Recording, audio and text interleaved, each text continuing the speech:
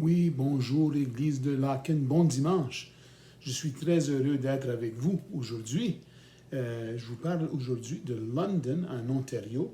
Je suis dans la maison de mon fils aîné et j'ai l'opportunité de vous présenter aujourd'hui un sermon sur la nouvelle normalité. Donc, c'est une phrase que j'en ai déjà assez d'entendre parler de nos jours, hein? La nouvelle normalité. Mais on nous annonce que nous progressons vers une nouvelle normalité, qu'il faut s'attendre que le monde après cette saison covidienne sera étrange et nouveau. Peut-être que vous vous souvenez de l'histoire de la première personne d'un petit village qui a atteint ses 120 ans. Et les médias locaux ont voulu saisir l'histoire. Alors, le journaliste est venu lui parler et a commenté les incroyables changements qu'il aurait dû passer pendant ses 120 ans de vie. Et le vieillard dit, bien, j'ai vu plein de changements au cours de mes 120 ans, et puis il se serre la mâchoire et il ajoute, mais j'étais contre chacun d'eux. Et quand j'étais un jeune pasteur, je pense que j'ai reconnu ce vieux type dans mon église.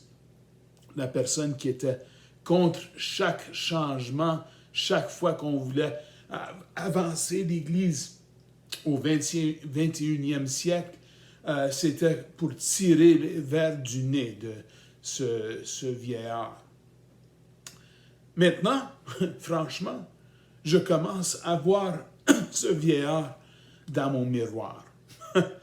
Et moi, je trouve que le plus vieux que je deviens, le plus que j'aime pas le changement. Hein? Moi, j'aime les mêmes 5 à 7 repas cuisinés de la même façon. J'aime mon café comme ma femme le prépare chaque matin pour moi. J'aime ma musique, des vieux trucs des années 60, 70. Merci beaucoup, mes Beatles, mon Johnny Hallyday, puis mon Michel Pagliaro. Je commence même à parler comme mon grand-père. Alors, je sais qu'est-ce que c'est. Qu'on le veuille ou non, le changement est arrivé dans nos vies. Peut-être un changement temporaire et inconfortable, mais le plus que ça va, le plus que ça, on a l'idée que ça serait peut-être un peu plus permanent qu'on aimerait. Et peut-être un changement plus profond, qui sait? Il y a quelques mois, nous aurions pu peut-être prendre un café dans la rue ou bien déjeuner dans une friterie et quelqu'un aurait pu peut-être mentionner cette histoire d'une maladie chinoise dans une ville de 11 millions de personnes qu'on n'avait jamais entendu parler auparavant. Mais maintenant, nous avons oublié notre cappuccino et notre mitraillette et on ne peut pas s'éloigner, on ne peut pas oublier COVID. Eh bien, aujourd'hui, j'aimerais aller dans un passage que vous connaissez toutes. C'est peut-être le 3e verset préféré de tout le monde dans toute la Bible. Et je pense que vous allez le reconnaître. Hein? En effet, moi, je connais les projets que je forme pour vous. Jérémie 29 et verset 11. Ceci était parti d'une lettre que Jérémie avait écrite depuis Jérusalem, ville déchirée par la guerre, aux exilés qui ont été dépouillés de leur foyer et tout ce qu'ils connaissent et aimaient, tout ce qu'ils connaissaient et aimaient, et qui ont été transportés comme prisonniers à Babylone, c'est-à-dire 2700 kilomètres de chez eux. En 5 ou 6 petites semaines, toute leur vie a changé. Il était, comme l'a dit Moïse, des exils dans un pays étranger. Et comme le psalmiste le dit, c'était des gens qui étaient exilés et qui veulent savoir comment qu'on peut chanter le cantique du Seigneur dans un sol, sur un sol étranger. Alors, il y avait toujours des petites porte-paroles d'encouragement du Seigneur. Vous en connaissez peut-être vous-même dans votre vie. Et ils n'en finissent pas. Et en disant aux gens, quelle chose terrible, quelle chose pénible qui vous est arrivée. Et comment c'était le jugement de Dieu sur vous. Comment, si vous étiez vraiment fidèle, vous avez le devoir de vous échapper de Babylone. Vous devez retourner à la terre promise. Alors, quand on pense à ça, peut-être que notre petit pétrin n'est pas si grave. Hein? Au moins, ce n'est pas si grave encore. Mais certains d'entre nous ne sentent peut-être seuls dans ce monde de confinement et même avec les premiers pas de déconfinement, qui sait quoi s'attendre? L'étouffement de la distanciation sociale peut nous asphyxier peut-être, et d'autres peuvent avoir des préoccupations vraiment légitimes quant à l'épuisement de leurs ressources financières ou si notre santé pouvait peut-être supporter le virus si ça nous arrive. Et qu'est-ce que cette chose fait à l'économie? Quel genre de monde est en train de se dévoiler? Est-ce que nous vivons l'effondrement de la fin des temps dont les préparateurs de l'Apocalypse nous avons mis en garde? Eh bien, permettez-moi ce matin de vous donner une lecture covidienne de Jérémie, chapitre 29. Peut-être ce que Jérémie avait à dire à ses exilés sans espoir, a une certaine résonance pour nous. D'abord, il faut s'habituer à la nouvelle normalité, même quand on a envie de la combattre. Quand je pensais, moi, qu'un petit changement de rythme s'imposait, je pensais à des plages, des palmiers, un livre, peut-être sortir au restaurant avec ma femme le soir, mais c'est la nouvelle normalité et du moins pour l'avenir immédiat, je ne pense pas aller aux plages, ni rentrer dans le restaurant avec ma femme. Je suis ici, dans la maison, et je deviens fatigué, peut-être, de toujours manger la même chose. Eileen, elle n'écoute pas. C'est la nouvelle normalité. Et je peux détester ça, facile à faire pour certains d'entre nous, ou je peux peut-être l'accepter à contre-cœur pour les plus courageux d'entre nous, peut-être on est comme ça, ou je peux y trouver Dieu. Quelque chose qu'on doit tout faire. Écoutons la parole de Dieu, Jérémie 29, verset 4. « Voici ce que dit l'Éternel, le Maître de l'univers, le Dieu d'Israël, à tous les exilés emmenés de Jérusalem à Babylone. Écoutez, peuple de Dieu, écoutez, peu importe où vous vous trouvez. Babylone, Bermude, Belgique, en temps de COVID, peu importe où que vous vous trouvez, où que je sois, c'est là que Dieu m'a porté. Hein? Le Dieu de tout l'univers, le Dieu d'Israël, le Dieu de l'Église de Laken. Est-ce la volonté parfaite de Dieu? Pas toujours. Dieu aurait peut-être préféré qu'Adam et Ève aient jamais écouté le serpent, mais je suis toujours un enfant de Dieu, un enfant du Dieu souverain.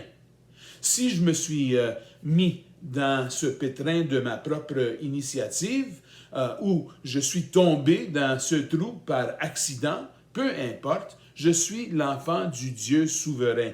Et mon Dieu souverain me porte encore.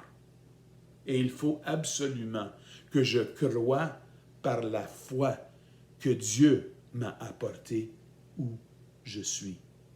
Où je ne réussirai pas à traverser ces montagnes russes folles qu'on appelle la vie. Alors dit le Seigneur, Jérémie 29, 5 et versets 5 et 6, construisez des maisons et habitez-les. Plantez des jardins et mangez les fruits. Mariez-vous et ayez des fils et des filles. Donnez des femmes en mariage à vos fils et des maris à vos filles pour qu'elles mettent au monde des fils et des filles. Augmentez en nombre là où vous êtes et ne diminuez pas.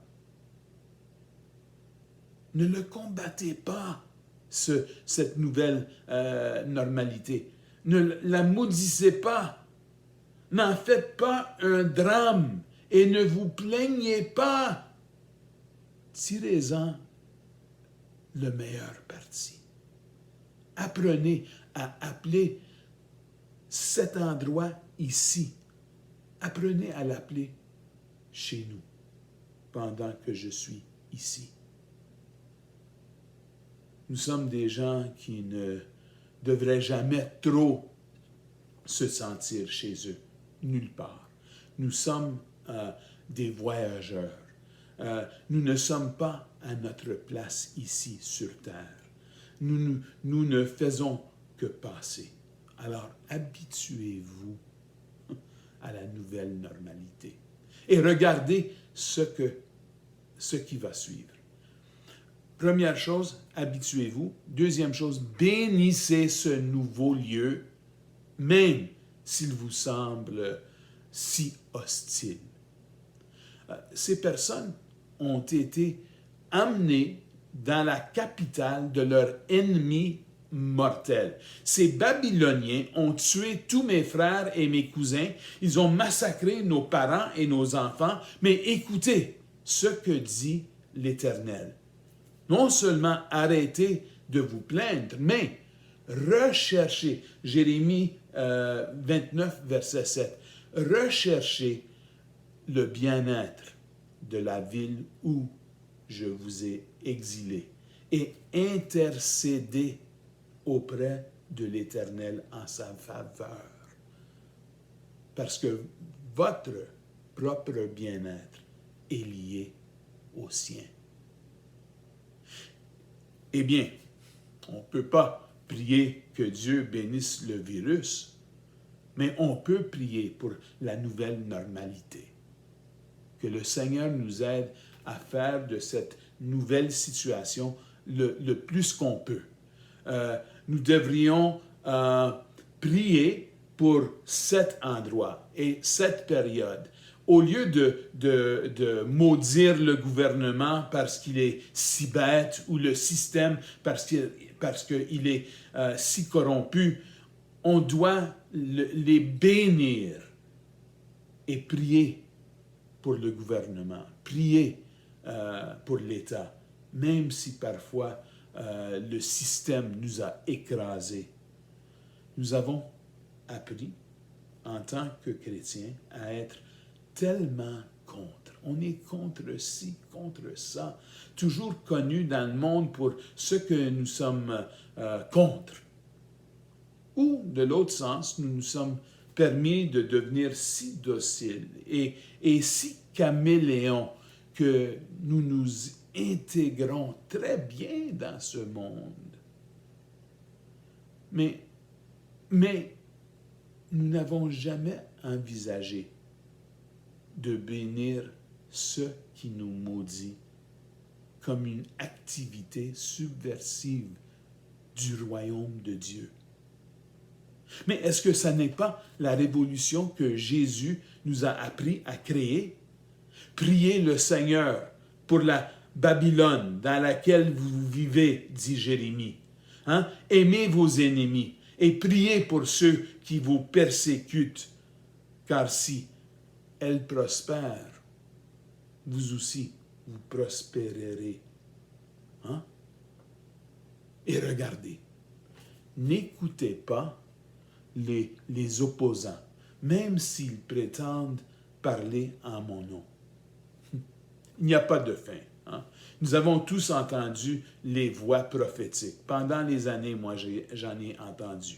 On a tous lu les prophéties sur les lunes de sang et le retour de Christ en 2019. On a tous entendu ou lu des prophéties qui ne sont pas devenues réalité. Moi, je suis devenu chrétien en 1975 et on cherchait tous les accomplissements de prophéties à l'époque. Mais vous savez, je suis encore ici et j'attends encore. J'attends parce que Jésus va retourner, mais je ne suis pas aussi certain quand. Je ne suis pas sûr de ce que dit notre prophète préféré du jour dans cette situation covidienne. Mais voici ce que je sais. Ces captifs à Babylone avaient des prophètes locaux qui leur disaient que cela ne durera pas longtemps. À la mi-juin, juillet, on sera à la fête. Retournons au pays que Dieu nous a donné. Nous serons détruits dans cette terre païenne et impie. Et ils avaient aussi des prophètes à Jérusalem qui disaient à peu près la même chose. Mais écoutez ce que Dieu dit. En effet, voici ce que dit l'Éternel, le Maître de l'univers, le Dieu d'Israël. Ne vous laissez pas tromper par vos prophètes, ceux qui vivent parmi vous, ni par vos devins, et ne faites pas attention aux rêves que vous faites. En effet, ce sont des mensonges qu'ils vous prophétisent, comme si celles venaient de moi. Je ne les ai pas envoyés, déclare l'Éternel. Et vous dites, comment, David? Comment ces prophètes sont des opposants? Ils sont en train d'encourager les captifs. Oui, ils les encouragent à désobéir Dieu. Vous voulez la bénédiction? Écoute, je vais te bénir ici même, dans cette nouvelle normalité. Oui, même dans cette situation dans laquelle vous vous trouvez. Installez-vous. Pour l'instant, c'est votre nouveau normal. Parce que voici comment Dieu travaille avec son véritable peuple d'alliance.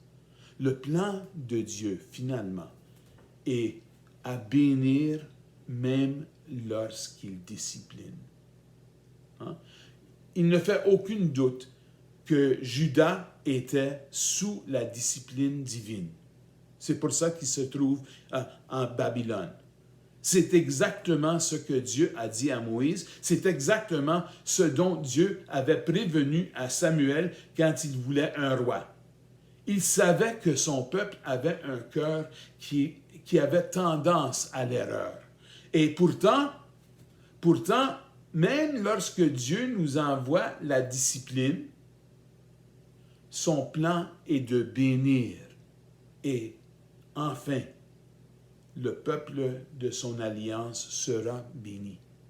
Écoutez, Jérémie 29 et versets 10 à 14. En revanche, voici ce que dit l'Éternel. Dès que 70 ans, 70 ans seront passés pour Babylone, j'interviendrai en votre faveur. J'accomplirai ce que je vous ai promis en vous ramenant ici. En effet, moi, je connais les projets que je forme pour vous, déclare l'Éternel, projets de paix et non de malheur, afin de vous donner un avenir et de l'espérance. Alléluia. Alors, vous m'appellerez et vous partirez, vous me prierez et je vous exaucerai. Vous me chercherez et vous me trouverez parce que vous me chercherez de tout votre cœur. Oh, c'est ça que Dieu cherche de nous, tout notre cœur.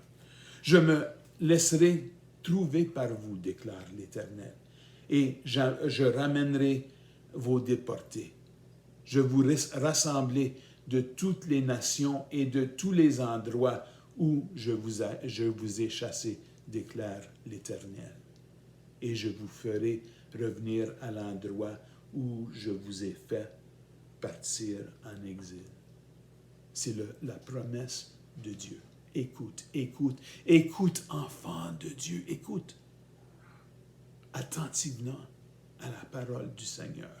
Peu importe ce que tu as fait ou comment tu as agi, si le mot repentir fait partie de ton vocabulaire, si tu peux ressentir du chagrin pour ton péché, peu importe la difficulté des circonstances et peu importe que tu sens que tu es dans la discipline divine ou de l'autre sens, tu as l'impression que ce qui t'arrive n'est pas juste, aussi difficile que semble être ta nouvelle normalité, je veux que tu entends la parole du Seigneur. Voici ce qu'il dit à ses enfants à Babylone. Il dit que je connais les projets que je forme pour vous. Il semble que tout cela ait été une catastrophe venue du fond de l'enfer. Peut-être cette situation covidienne vous inquiète beaucoup, mais je connais les projets que je forme pour vous, projets de paix et non de malheur, afin de vous donner un avenir et de l'espérance. Alors, continuons de vivre en joie pour le Seigneur dans cette nouvelle normalité. Et embrassons ce nouveau normal qui nous attend. Et croyons que Dieu nous y a portés pour notre propre bien. Et faisons-lui confiance. Soyez bénis au nom de Jésus.